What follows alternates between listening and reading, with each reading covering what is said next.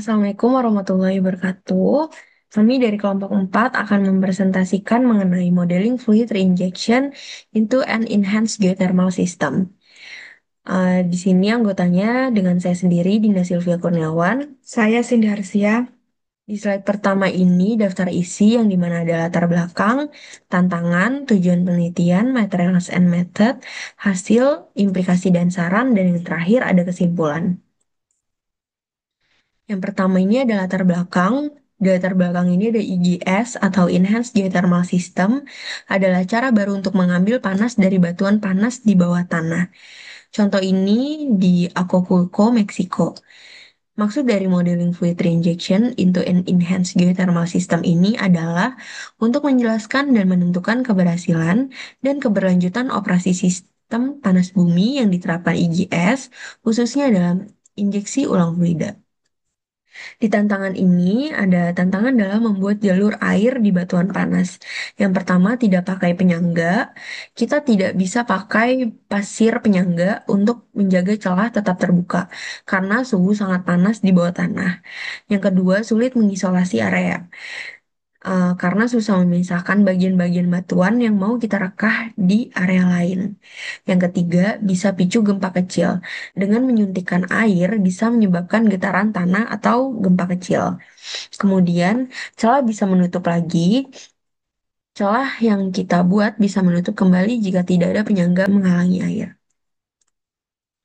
Di tujuan penelitian ini, tujuan utamanya adalah memahami bagaimana batuan bereaksi saat kita menyuntikkan air kembali ke dalam celah yang sudah ada. Di sini ada dua langkah penelitian. Yang pertama membuat celah awal dan yang kedua menyuntikkan ulang air. Di sini ada material and method. Di material ini yang pertama ada karakteristik lokasi studi di Acapulco, Meksiko. Di sini ada sifat batuan, suhu batuan, tekanan in situ atau awal. Kemudian yang kedua properti fluida injeksi. Di sini ada suhu injeksi, viskositas fluida, dan yang terakhir laju alir injeksi. Kemudian metode yang kita gunakan yang pertama, pemodelan stimulasi hidrolik awal atau pembentukan rekahan. Yang kedua, pemodelan reinjeksi fluida atau respons rekahan. Hasil yang kita dapat yang pertama, membuat celah pertama atau stimulasi awal. Kita bisa membuat celah hidrolik yang panjangnya ratusan meter, sekitar 180 meter di Acapulco. Kecepatan menyuntikkan air dan berapa lama kita menyuntikkan sangat penting untuk ukuran celahnya. Kemudian suhu air panas atau dingin tidak terlalu berpengaruh terhadap seberapa jauh celah terbentuk. Kemudian, jika celah sendirian atau terisolasi, jika celah yang dibuat tidak terhubung dengan celah alami lainnya, maka akan menimbulkan masalah. Kemudian, tekanan air akan cepat naik dan bisa sangat tinggi membuat suntikan air tersebut tidak efektif dan bisa memicu gempa. Menyuntikkan air terus-menerus tidak akan membuat celah lebih permeabel atau mudah dilewati air. Kemudian hasil yang ketiga, jika celah terhubung ke jaringan.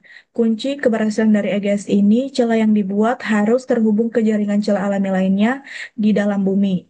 Kemudian jika terhubung, tekanan air akan stabil dan tidak naik terlalu tinggi, akan memungkinkan air bersirkulasi dengan baik dan mengambil panas dari batuan tersebut. Jadi perlu memastikan bahwa celah baru kita bertemu dengan jalan air yang sudah ada.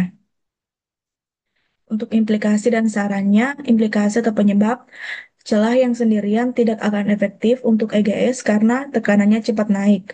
Harus memastikan celah kita cukup terbuka dan yang terpenting terhubung ke jalan air. Kemudian untuk saran, kita perlu menyuntikkan air di beberapa tahapan dan mengisolasi area tertentu agar celah bisa bertemu dengan jaringan alami.